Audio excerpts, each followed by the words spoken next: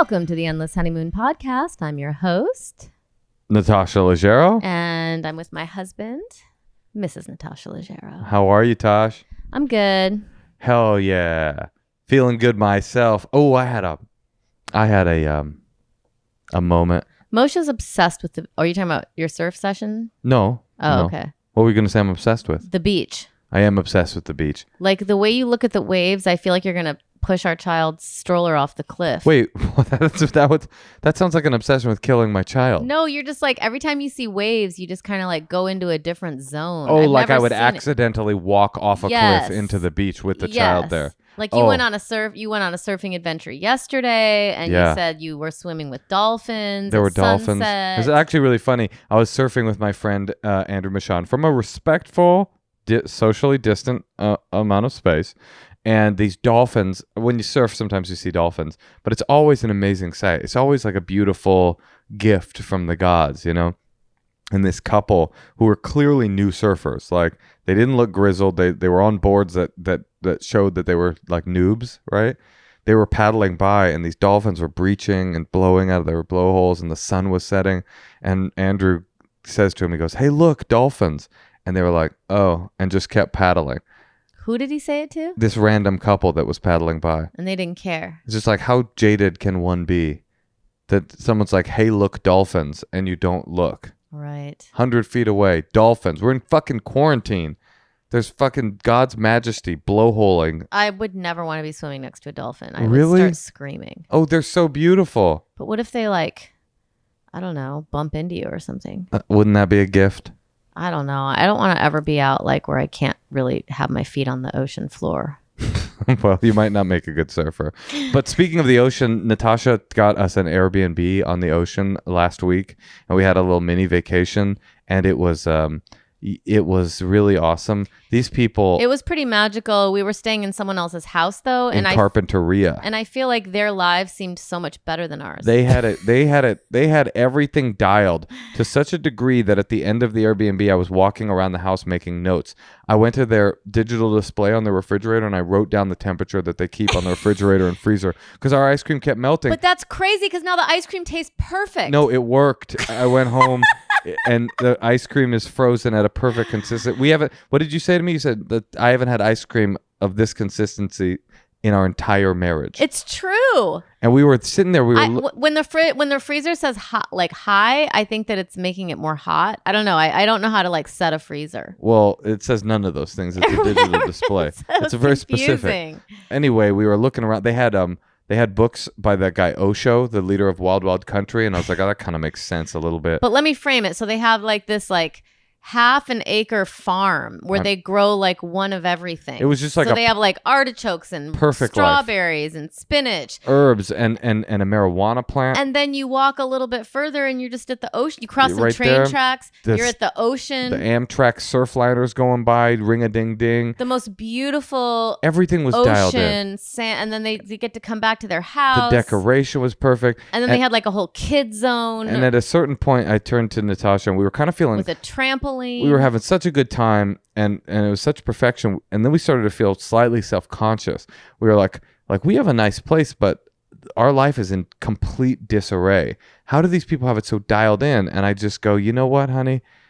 Like, it's okay. This is what it is. Like, these people have dedicated their lives to this house, and their energy is in this house, and we are artists. We are creatives. And like our brain power is focused on being creative, creating comedy, like the artistic endeavor. It's hard for us, people like us, artists, to focus on stuff like that. And then we walked back into their house and we saw their creative arts Emmy that they had.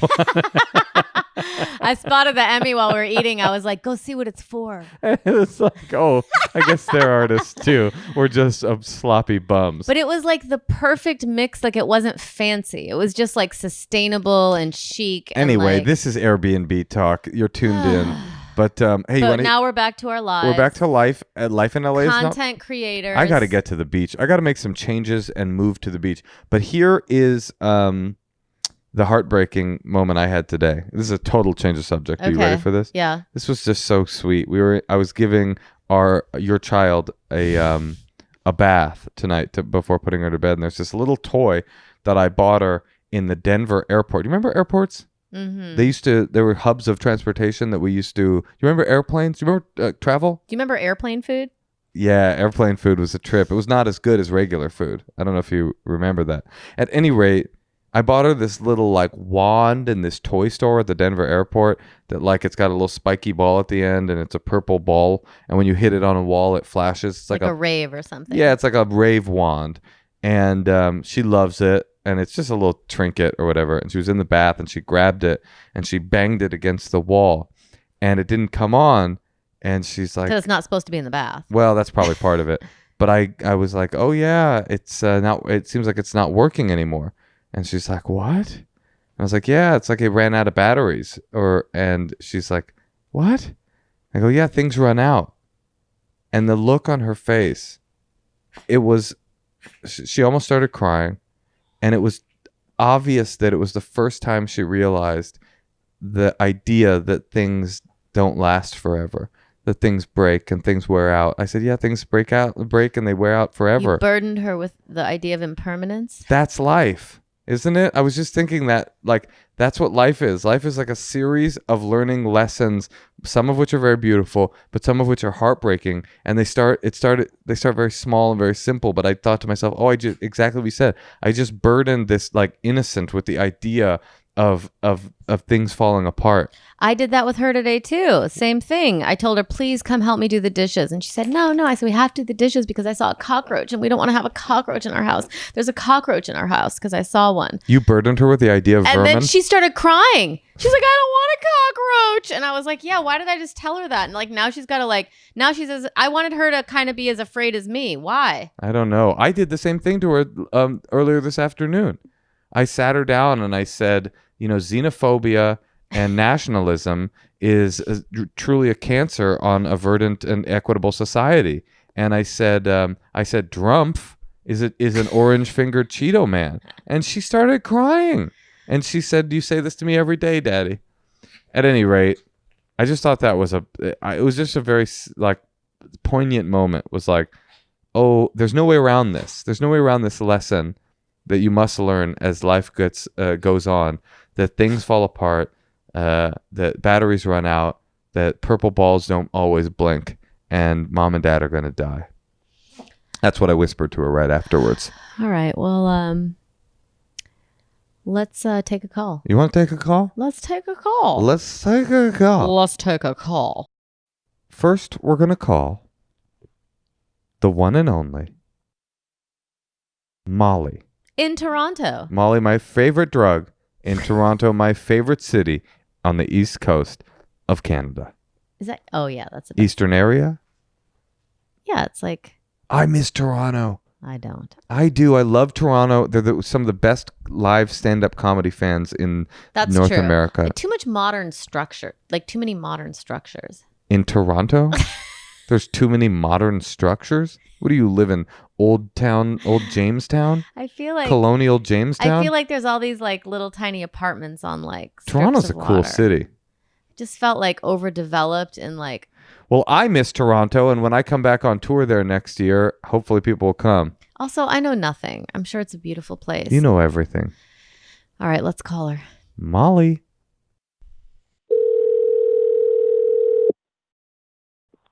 Hello? Molly? Hi. Molly, let me ask you a question. Yeah. On a scale of 1 to 10, 10 being way too many modern structures, 1 being colonial Jamestown, where do you think Toronto falls? Surprisingly, I've gotten this question a lot before. I would say a 4. Oh, A 4. I was thinking a 10. You've gotten that question a lot before? No, I was lying. Oh, okay. Molly, I like your moxie. So what's going on, Molly? Well, where do I begin? I actually am currently, well, I just slipped out of a party that the person in question is at, so this couldn't be better timing. Wait, hold on. Yeah, You guys are having parties in Toronto? Yeah, what the fuck? Like, why are we talking about your love life? Let's talk about your viral load. Okay, socially distanced party. Okay, Wait, hold on. How many people are at the socially distanced party? It's like 20, mask city, big backyard, 6 feet apart. Oh, don't It's they call Toronto Mask City? Isn't that yeah, that's like But the city here's motto. the difference between Canada and America. I can't imagine 25 people gathering in America in any city with masks. Well, Tosh, Can you Canada's 6 in feet America. apart? I also have. I don't think they would. No, I don't know. We believe you. We believe you. Okay, so you're at a party. You're at a socially distant party in a backyard with some respectful Canadians wearing moose pelt masks and I'm having some relationship problems that I would love your advice with. kick it. Okay, tell us. Okay, so it is an extremely common theme in my life that all of my friends are aware of, yet no one has the answer to why this is. But I seem to be coming in contact with people that become obsessively in love with me and do severe, grand, objectively romantic gestures that don't want to be with me. And my question is, why? And what the fuck? Wait, so these are like you're saying these are like fuck boys that come to your house with like a say anything boombox and a dozen long stem roses, but then they're like, I don't want commitment right now. No, not fuckboys. Like weird, just like rando people that like paint oil paintings of me. Like, all right, here, I already have it songs. figured out. It seems like you're super hot, but you have a bad personality. Okay, that.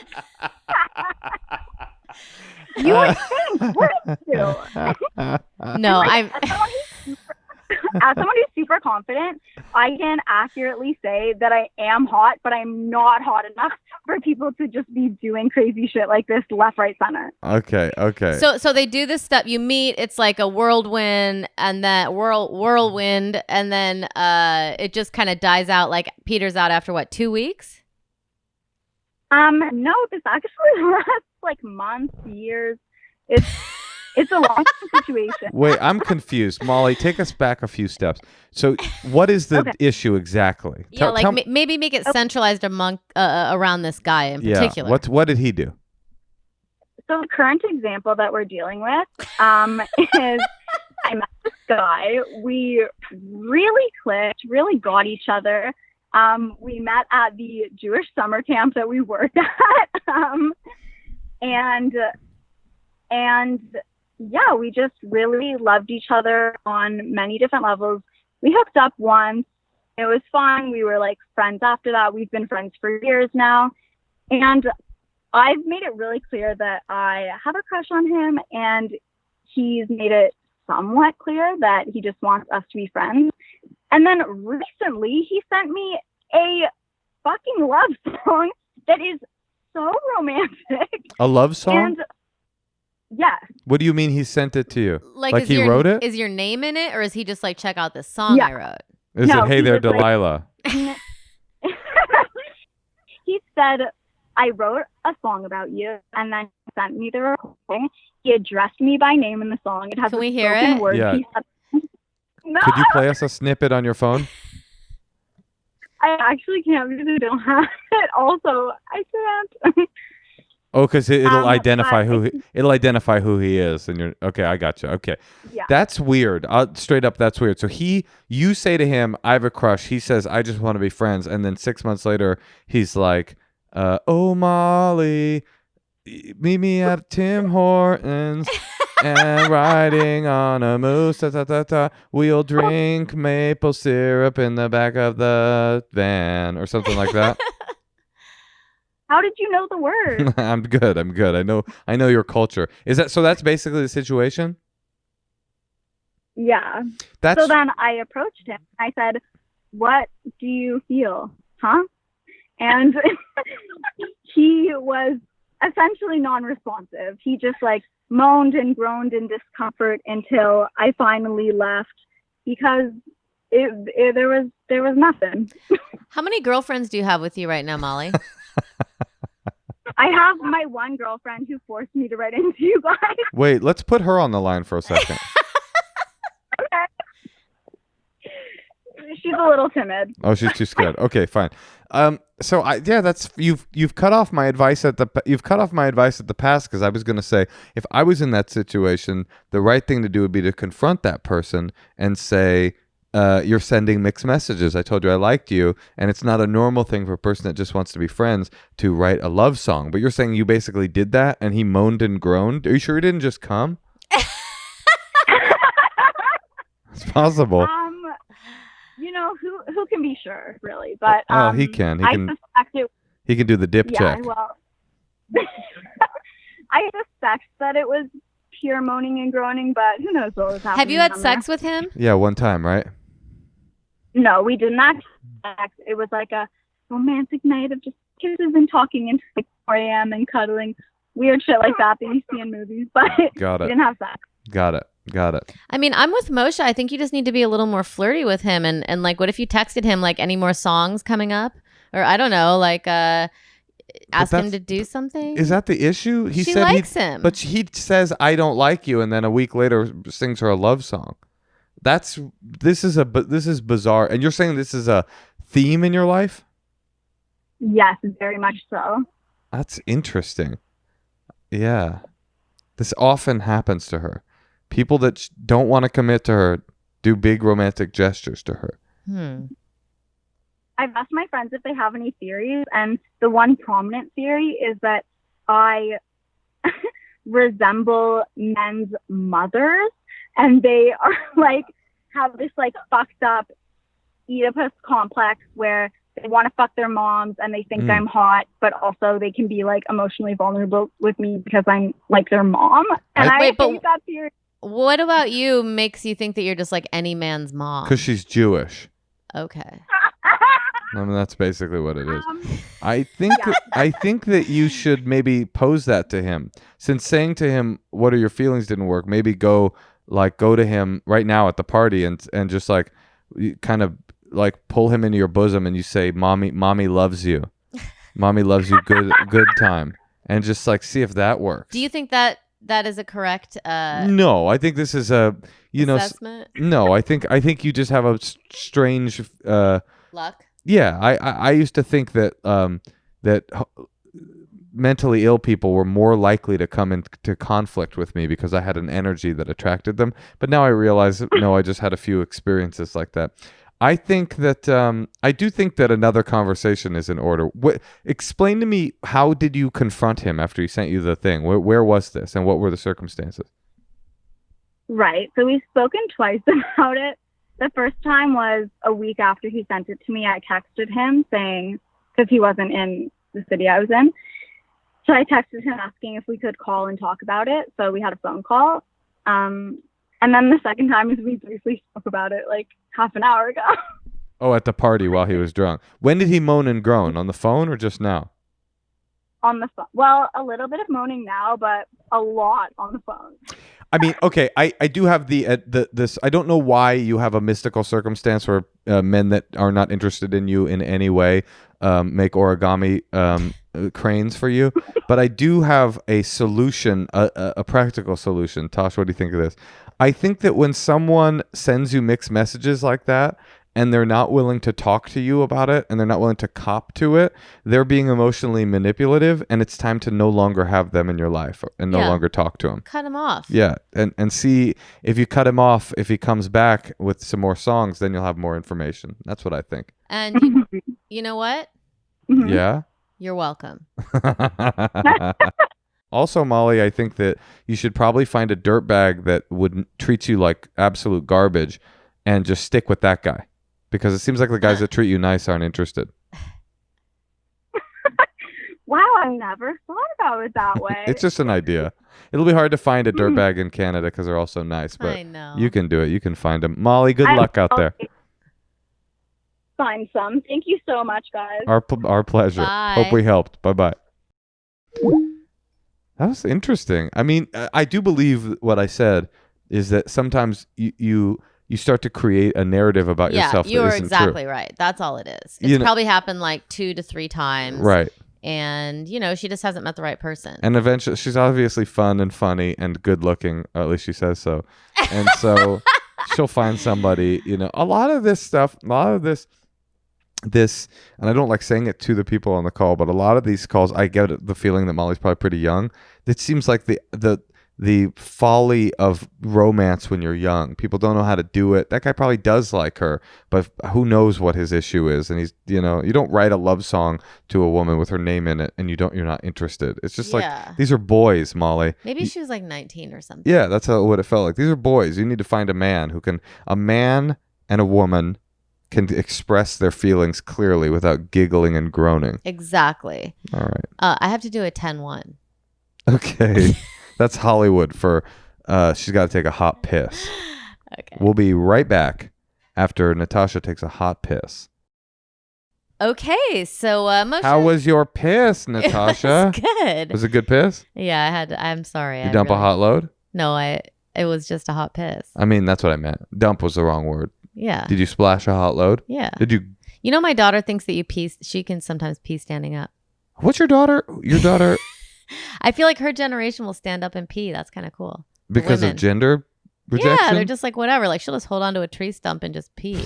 I think the last generation did that, didn't they? Oh, maybe. I don't know. Have you ever held onto a tree stump and pee? No. Well, maybe there's a time for that. All right. What do you say we play a few secrets? Well, yeah, I do want to say, like, I'm sorry if we don't get to your secrets, but we have like some categories, and there's a lot of the same. Like, there's apparently a lot of people, Starbucks workers trying to get revenge on their bosses. That seems to be a theme with the secrets. Mm-hmm. A lot of shit stories. Too many shit stories. No. Please don't leave your secrets. It's a no judgment zone. It's a no. I'm just saying, if we don't get to your particular shit saga, leave them. Leave them. Poop. Drop a dump. Okay. Dumpers for dumping. All right. But let's play a secret or Let's two. play some. Hi, Moshe and Natasha. Really, really big fan. This is a secret that I want to get off my chest. So we welcomed our second baby in January. It was a really intense pregnancy. It was a last-minute C-section. You name it. And yeah, I just want to say this because I know that a lot of parents are dealing with a lot of crap right now, and it's hard. And send them to school, don't send them to school, daycares opening and closing. Honestly, if COVID-19 had hit this time last year, or, a little before, when my husband and I were trying for baby number 2, I would have turned to my husband and said, we're one and done, people. We cannot do this. And he's also told me that, so I feel good that I'm not alone. I actually hear my husband and the oldest coming in from playing outside, so I need to go. Seriously, your show keeps me going. But yes, I would not have gone for baby number 2 if COVID had hit a year earlier. So love you guys. Bye. Wait, so her secret is that she regrets giving birth to her child. Well, it's a little complicated. Yeah. It's a little complicated because she has this caveat. She's like, I would have regretted having my child if COVID had hit then, but I don't technically regret this, but I definitely, I think you're right. And also, I think that having one child already, that's really great. But I also think that if you want to have a baby now, I don't think you should not have it. I am looking at your child, your daughter, and she's like totally turning into a kid, and I'm like, I wish I had another little baby. Really? Yeah. Why? Just because, like, liked her when she was a baby? Sucking on your breast, that must have been pretty annoying for you. Well, she didn't do that, but I just like the process of watching her grow up, and now she's like, where she's at is like cute overload, but like like she'll like put a raspberry on every finger and just say, "I love you, Daddy." Yeah. Like she's like Shirley Temple. She'll sing "The Sun Will Come Out Tomorrow" and do a little tap. But like, I just liked each phase that she ascends to. I'm both overjoyed by and also melancholy that she left the last one behind. That's interesting because like when I look at like video of a newborn baby, and I'm like reminded of that feeling. You mean of her? No, of just like anything in a documentary or whatever, a movie, like a TV show. I don't know. I just don't really. You feel nothing. Yeah. When you think about her birth and her first 2 years, you feel nothing. No, but I just don't. I don't. Wait a minute. No, if no. COVID-19 hit 2 years ago, are you saying you regret having your child? What I'm saying is, when I'm reminded of being a mom of a baby, that was not fun. But this is fun. Yes. She screams family race every night when we eat dinner and we have to run up our garden. Yeah, it's just like way better. I don't. You want to have All like right. a kid in diapers? I'm convinced. Let's not have another kid.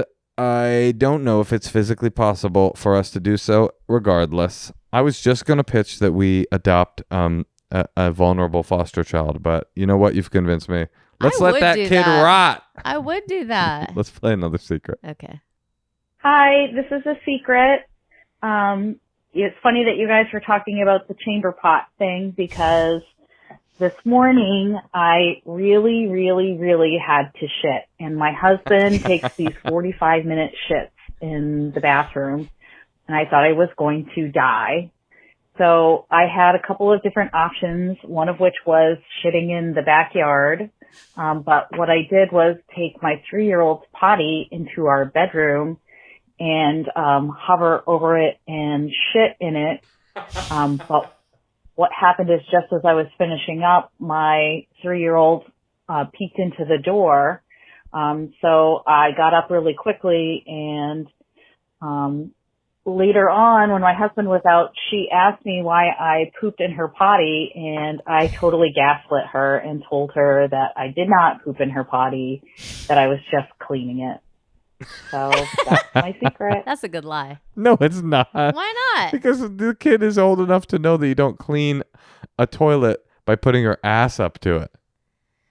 Well, here's the thing. If you're going to make a chamber pot part of your daily life and you're going to shit in it, because I haven't done that. That's pretty hardcore. My brother was just telling me when he goes camping, he has one tent for himself and then a smaller tent that's a shower and a toilet. And it's like a little baby toilet, but they have like a plastic bag. There's that kind of baby potty that has a plastic bag. So I think if you're going to, really give into it for shitting, you should maybe do that. Put a bag in it. Because nobody wants to be like, spraying a shitty potty, like cleaning the remnants of it next to your toothbrushes by the sink. I mean, just like wisdom. This is wisdom. Thank you. I have a question for the listeners. Something I've thought a lot about, and I won't ask you, Natasha, because I know you won't answer. But you know how men have a prostate? Yeah. And honey, are you taking more photos of our dogs while we're podcasting? Honey. Yeah. Men have a prostate. Don't remind me. So sometimes, what? No. I remind you every night. I go up and to the left. I go tighten the belt, and tighten the peg up and to the left. Now, because of the prostate, shitting for a man, I've heard, can feel like orgasmic. Not orgasmic, but like really pleasurable. Ew. And that's just gross. Not like erotic, but it's just like really like feels great. I don't want to know that.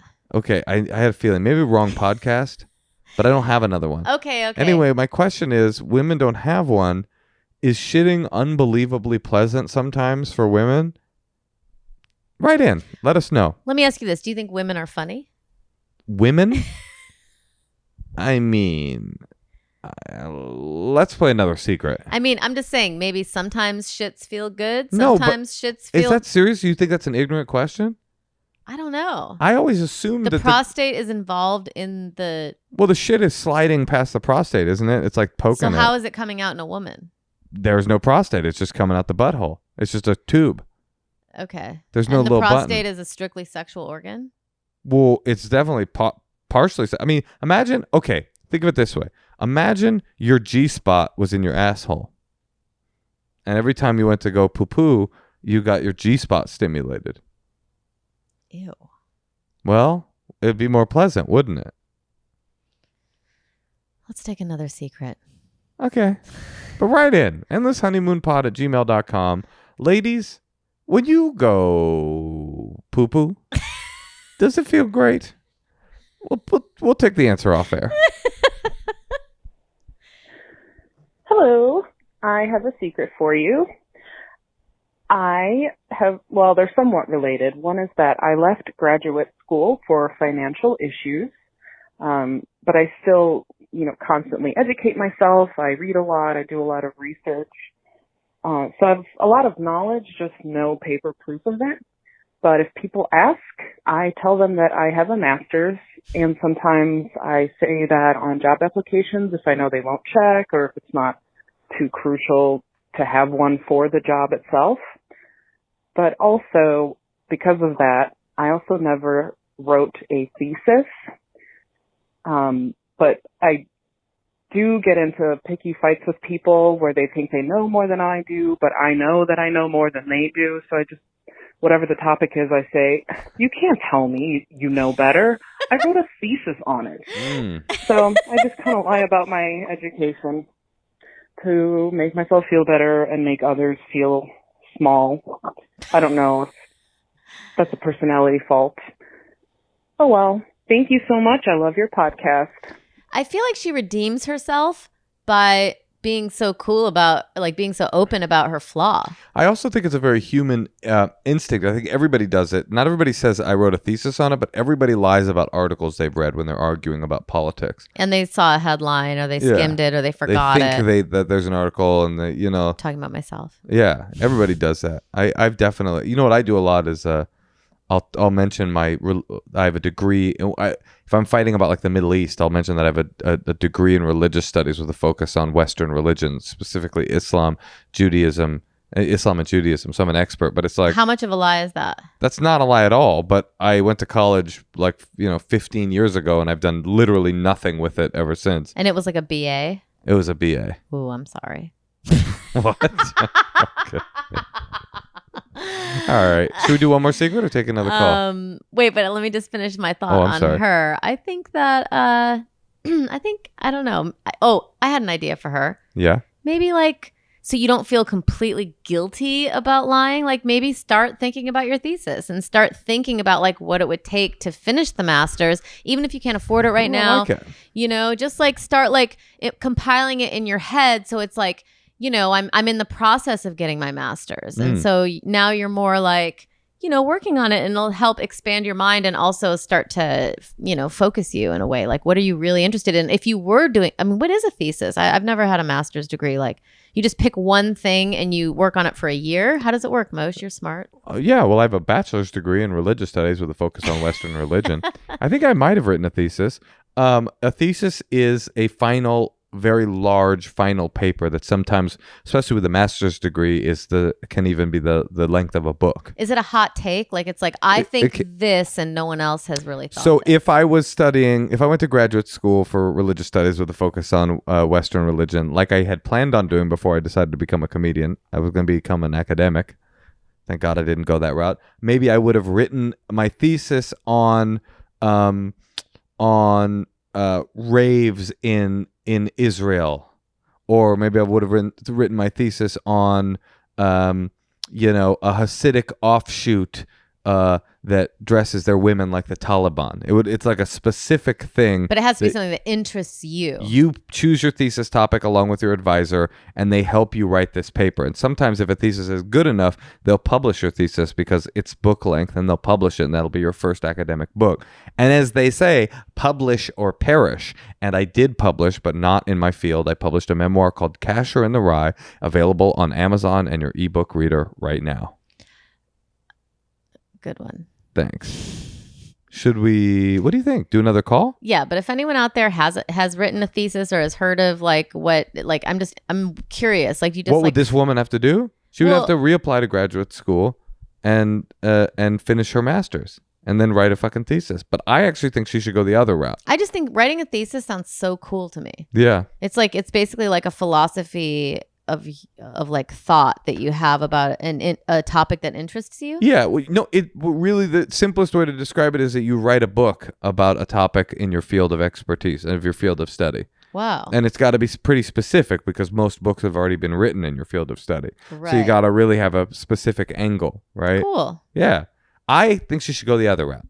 I think she should double down on what she's done, and she should walk up to people in a job interview or in an argument and just say, "Hi there. I'm Dr. Jill Moskowitz," and just say that she's a doctor. Say she has a PhD. Okay. Cool. Say I'm the Reverend Dr. Jill Moskowitz or whatever this person's name is. Tosh, Yeah. what are you thinking?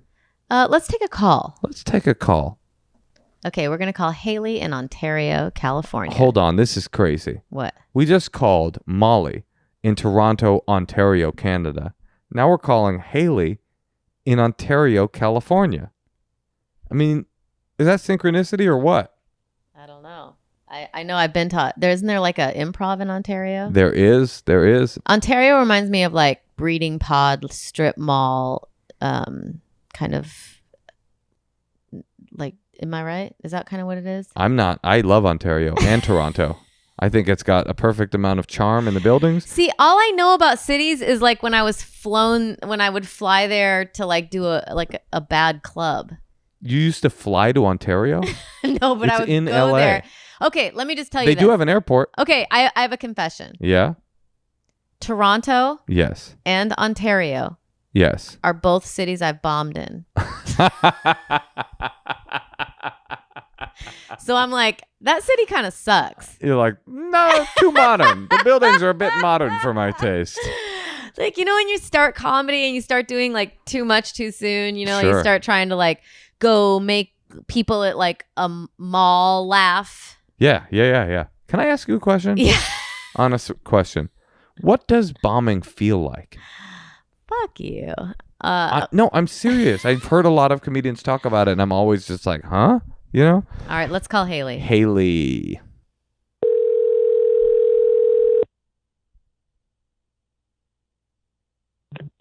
Hello. Haley. Hi, Haley. Hi. Hey. Hi, guys. Hi. Can I ask you a question? Of course you can. Have you ever been to the Ontario Improv? Unfortunately, I have not. Is it any good? I don't know. But if you had caught a young Natasha Leggero there about 15 years ago, you would have seen her bomb her tits off. So you missed out on that one. Well, I was 5 years old, so I'm sure I would have been very excited to see that. Wait, so do you go to isn't Ontario like, how would you describe Ontario? Is it like kind of a mall city? What an asshole question. It's definitely an airport city. So we have a lot of hotels, we have a lot of shops, a lot of like industrial looking stuff. Thank you. And then we have Modern. the big like what is it called? Hangars. I want to say mall. Hangars. It's something where people go to concerts and stuff, and Justin Bieber was there, and that's like our Stadium. number one thing. Like, Stadiums. oh my god, That sounds very quaint. They're called stadiums. Yeah. Haley, they are called stadiums. Thank you. And they and someday soon they will be monuments to the society we left behind in the COVID years. Britney Oh my God, Spears don't say performed that. at this stadium. That'll be like the Caracalla Yeah. baths in Rome. Exactly. Yes. Oh my god, that makes me so sad. Stop. No. We'll be okay. We're all gonna be. You'll see Bieber again. Yeah, no, things are really looking good, Haley. Okay, so what's going on with you? All right. So I have some family problems. So my family, whenever we get together, it always ends in like this huge kind of fight. Like we just kind of don't get along. And I have a very small family. It's my grandparents and then my uncle, my mom, me, my cousin, and my sister. That's it. And then, so whenever we hang out or any family event, it could be a holiday, it could be a birthday party, anything. My mom and my uncle always pick on my cousin. Like we always have these little disputes if it's over politics, over something we did in our past. They Or, pick on like, your cousin just- specifically? No, like me and her. Like they always want to bring up just dumb stuff. You know? Can I ask you a Like, question? our past. Or, Can I ask you? Are you Yeah. are you and your cousin like nerds or losers? No. It just could explain my it. cousin is very much. Wimps. I'm saying. Are you very- guys like kind of wimpy? Like wimpy? Like- No, we're not wimpy. I'm smart. I Okay. guess you could say not a nerd, but like I go to college. I have really good grades. I'm joking. I'm What's your totally major? joking. What's your Am I major? horn or anything? I'm joking, Haley. I'm joking. Haley, what's your major? Okay.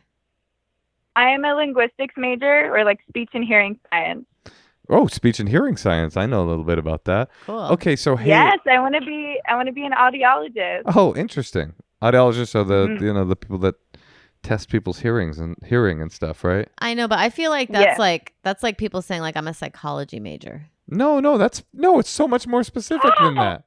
Okay. Natasha, how dare you? How dare you? I I'm don't on know. Haley's side. I don't know anything. You know what? You're acting like her uncle and parents. Wait, no. Yeah. I have a question too. So your family, these people, the grandparents and the uncle, do you guys all hang out a lot together all the time? Like every time there's a birthday, it's like this whole crew? Yeah. So we have a very small family, so we get together pretty often. But here's the thing, Haley. It's not that small of a family to be like every time there's a birthday party, my uncle and grandparents come. Like No. that, it already does feel like you have like what makes you guys hang out with each other if you don't even like each other?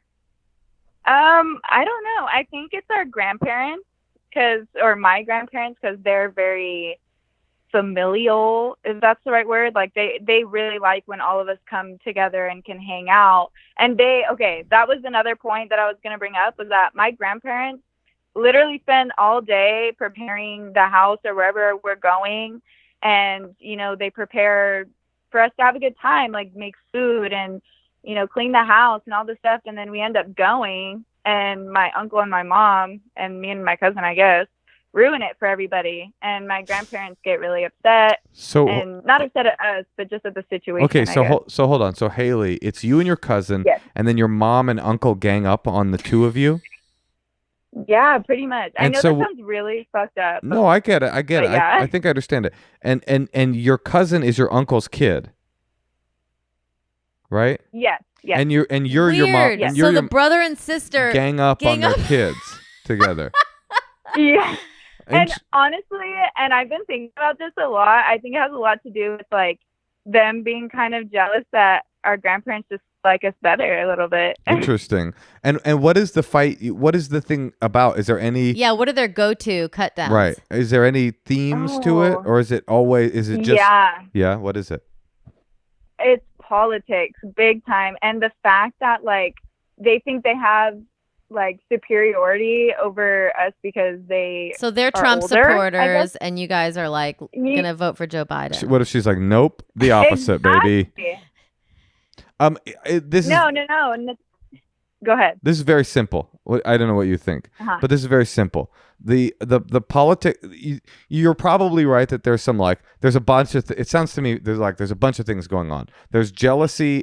There's jealousy. Probably you're right that there's jealousy that your grandparents are love you guys and they have fraught relationships with their parents and they want to kind of throw a grenade into it. Probably a lot of this is subconscious. Second thing is they're probably jealous of you guys just for being young and vibrant and smart and doing your own thing, and they're old and parent age, and they're they're probably a little jealous of that. And they're probably also just having their brother sister dynamic where they're they can gang up on you guys. But the solution is obvious. The solution is to, in my opinion, Natasha, I'm curious to hear what you think. The solution is to out adult the adults, right? The idea of getting together. You know the old saying, they say, do you know why your parents push your buttons? Because they put your buttons on you. Exactly. Like She probably learned that from this podcast because you said it 5 times. Yes, I actually did. I thought that was so cute, or not cute, but I thought it was the No, coolest it's very thing when cute Moses said that. advice. Okay, well, anyway. Yeah. So they're getting under your skin because every time they go to fuck with you, you guys probably engage, right? You give them exactly what they want. They want to piss you off and to tease you and to make you pissed off. And you guys are young, and so you're probably more emotional when you argue about these things than they are, and so they can grind their little screwdriver into your brain, and you start screaming and become illogical and basically lose and storm off, right? Is that kind of what happens?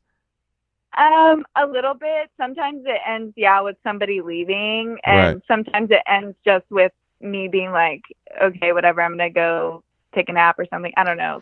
I just end up kind of disengaging because I get so frustrated. Well, this is the hard work that the advice is obvious, but the implementation is incredibly difficult. You have to this is my thought. You have to out adult the adults. You have to know going into this situation. If you're not ready to tell your uncle and mother, I never want to speak to you again, which I don't think you are, you go into the situation knowing they're going to try to fuck with you and having a plan. And here's the plan. So, but the hard part is sticking to the boundary. So, okay, Natasha, I'll be Haley, and you say something like triggering to me. Okay, so I'm Haley. I like ideology, and I'm a liberal. You know, Trump is right. You know, we always do this at these gatherings, and I've decided, I've been thinking a lot about it. I always walk away from these things feeling like worse than when I got here. So I've decided today I don't want to talk about politics at all. And then they're going to try to do it again, right? So try to be like, "Oh, you're just being sorry because you know he's gonna win again." Okay, I'm gonna actually just walk away for 5 minutes, and then you get up and you leave. See, Moshe's given me advice like this before, and it's really hard to implement. It's super hard to implement. Yeah. But it's super hard to implement because the first time you do it, it feels like hell, right? And Right, yeah. you can't get over the hump of the first time. But once you do it like 5 times, they'll stop fucking with you because they'll know that there's no kindling for them to light a fire with. If every time they try to fuck with you, instead of engaging in the argument, you set a boundary and then you follow that boundary and you walk away, then eventually they're going to stop talking to you about it. And you just say, "Can we change the subject? I don't want to talk politics." It's like Right. the easy part is saying it, the hard part is doing it. That's what I think. Yeah, of course. And yeah, you're totally right. And my grandparents have tried to do that many a time. Like, not even just about politics, because your little skit was totally right. Like, yes, I'm a liberal and they're very much not. But even when it comes to like them just saying something about, you know, we're too young to know what's actually going on or whatever, like whatever they want to say, my grandparents will say, "Okay, it's time to change the subject. Like, I don't want to talk about this bullshit right now. Like, wait. Let's talk about something else." I have an important question. So this is really cool. This is 3 generations hanging out with each other. Yeah, it is cool. It's grandparents, it's their 2 kids, and then you guys. And so Yeah. I guess my question is, where do the grandparents stand? Oh, politically? They, okay, so my grandpa voted for Hillary. My grandma voted for Trump. But it's a West Side Story situation. But they're very conservative.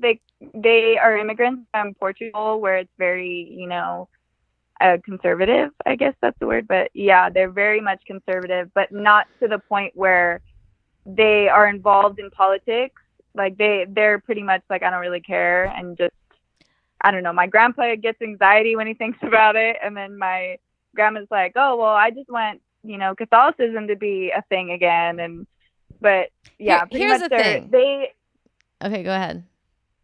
I was just gonna say they care more about us being hurt by our parents and us like feeling like shit when we leave than the politics in general, or, you know, whatever it is. Okay, I'm sorry. This is a lot. I guess my question is, when your mom says something negative to you, is there anything else she says that doesn't have to do with politics? Yeah, I mean, I could go on like forever. Name one thing. What's one thing that felt bad? My mom likes to say that I'm brainwashed because of college, like because I went to college. But that has to do with That's politics. Okay.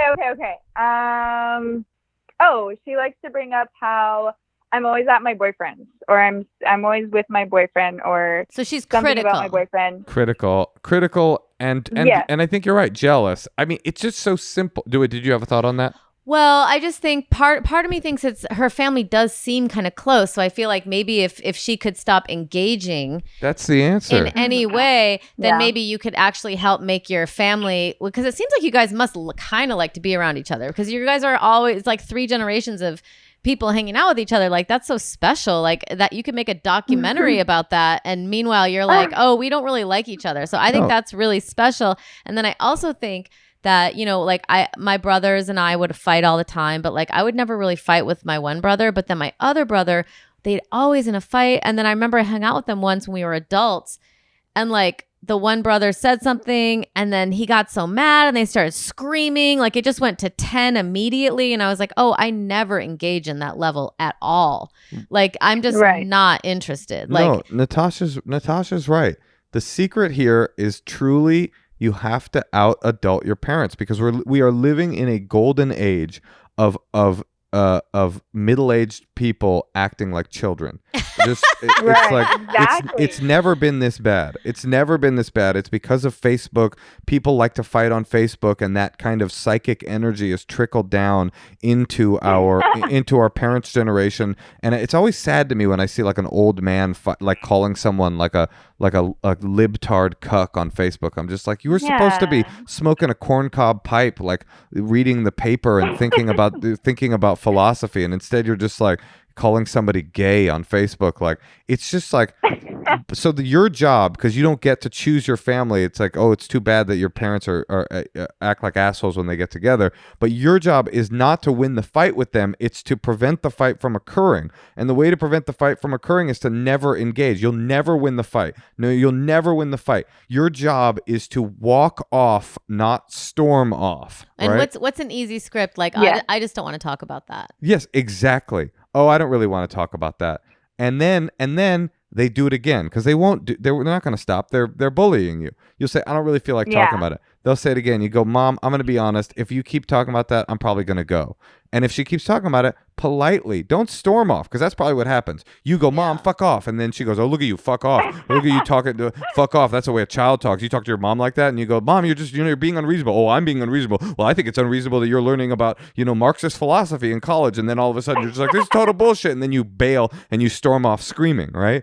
But if you and your cousin have a united front, that you're going to set boundaries the first time they try to say something nasty, and say, I've been thinking. You got to be overt. You can't be like, I think direct communication is the biggest thing, especially in these old communication pathways where you've created these ways of communicating that are like subtle, and you have to be not subtle. You say, you know what, me and my cousin, we've been thinking about it. We were splitting a bowl of that Portuguese sausage soup, and that stuff, and we decided we don't want to fight at these family gatherings But anymore. we love you. We and love we love the soup, and like let's all watch a movie or let's play a game or whatever. Yes, we thing. love spending time with you, but we've decided that when things come up that make us see, that's one of the big secrets to talking to unreasonable people, is to make it all about you. You say something like, the truth is, I'm too sensitive to deal with it.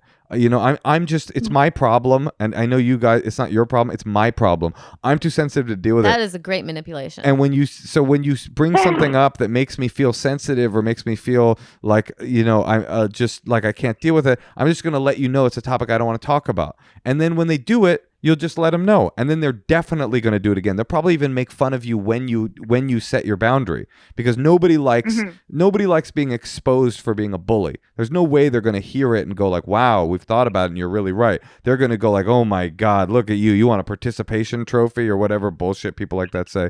And then you just say it. You just say, it's about me. It's not about you. But if you don't respect, then you say, Mom, you're talking about something. I don't really want to talk about that. She's going to talk about it again. You go, I'm going to be honest. I don't want to talk about it. And if you bring it up again, I'm probably going to go. And then she brings it up again. Here's the hard part. You got to kiss. I don't know what they say in Portuguese. Abuelo and abuela. Goodbye. And you say, I'm going to take off. It's nothing to do with you guys. I don't want to fight. And you just leave in calm happiness, knowing that you did the right thing. Crack that whip. Crack the whip. Do not stay and fight, because you will always lose the battle that has been set on their terms. But you will, if you reset the field of battle to your own rules, you'll win every time. That's what I think. All right. Well, I think that's really good advice, Moshe, and I'm going to take it, and I hope that Haley takes it. And Haley, any parting words? Thank you guys. That was really great advice. I'm definitely going to use it, and I'm definitely going to change from fighting to kind of, setting my boundaries and telling them, hey, no more. Yeah, no more. In a nice way, too. In a nice way about you. Yeah, right. You'll never win. You will never win, because they are not fighting to change your mind. They are fighting to prove that you're stupid.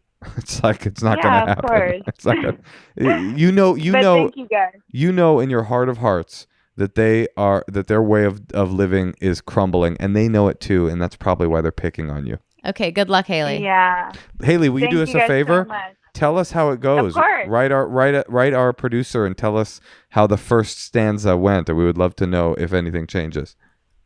Of course. Thank you guys so much. Good luck. Bye. Bye, Haley. Bye. Okay, I figured out what part of the problem is. Yes.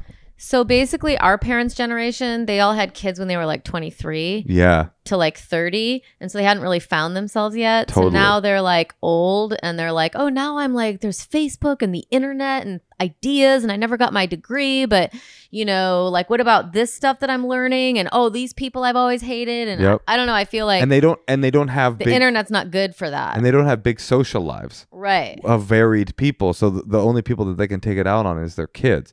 Or But the internet, like, also. right. And it's strangers or their kids. Those are the two choices. So it's like, and the other thing is, I really do believe that like the tone of argumentation that most of the people, I'm going to go out on a limb and say her parents and the uncle, probably their biggest experience in debating has been on Facebook fighting with randos about, you know what I mean? And if that's your training ground for learning how to discuss uncomfortable ideas, then you're going to be a jerk about it because Facebook encourages being a jerk. That's what I've never seen a person's mind changed on Facebook ever. So it's like, fucking, you just, unfortunately, at a certain point in every young person's life, you come to the realization that your parents are actually children and you have a choice there. You can engage with them like children or you can engage with them like the adult you've become. But I do think some people are lucky and their parents are really evolved. Well, I feel like my child. That's true. That's true. Some people have awesome parents. I'm just saying, even awesome parents, there'll come a point when you go, oh, this is where your weak spot is. Right. I mean, all of our parents are good in some ways. Of course. We would have been nice to ask Haley how her mom is cool. Right. I think the politics is probably like 90% of it. It also sounds like when the brother and the sister get together, they gang up and become... But isn't that crazy? 3 generations of like people fighting and hanging out with each other? It's not that crazy. It really speaks to how broken your family is, Natasha. You're just like, you telling me the grandparents, parents, and the grandkids hang out? I never heard of such a thing. I'm like, have you seen a Christmas movie? Wait a minute, your parents, they're still around and hanging around? That don't make no sense. All right. Well, you know what, Moshe? This has been really fun. Well, listen, it has been fun. And here's another thing. It doesn't matter that you didn't have 3 generations hanging out because you will. Because your child, if your child has a kid, will love us because we are lovable. And you know how I know that we're lovable? Why? How? Because I love you. Oh, I love you too.